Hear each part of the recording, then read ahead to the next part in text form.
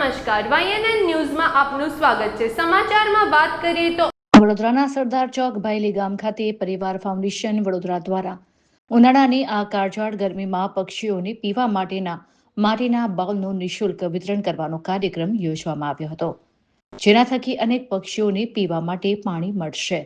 આ પ્રયાસથી અનેક લોકોના આંગણામાં પક્ષીઓનો કલરવ ગુંજી ઉઠશે।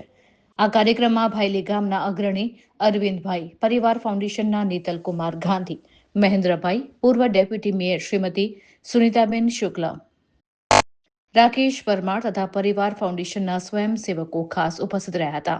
રિપોર્ટર રાહુલ રાજપૂત, વડોદરા।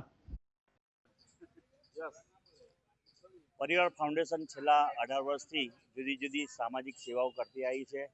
એ અંતર્ગત આજે ભાયલી સરદાર સ્ટેચ્યુ ખાતે અરવિંદભાઈ મોટાના સહયોગથી આ ઉનાળાની કાળઝાળ ગરમીમાં પક્ષીઓને પીવાનું પાણી મળી રહે એ માટે આ નિઃશુલ્ક ચકલીના બાઉલનું વિતરણ આજે ભાયલી ખાતે અમે કરી રહ્યા છીએ।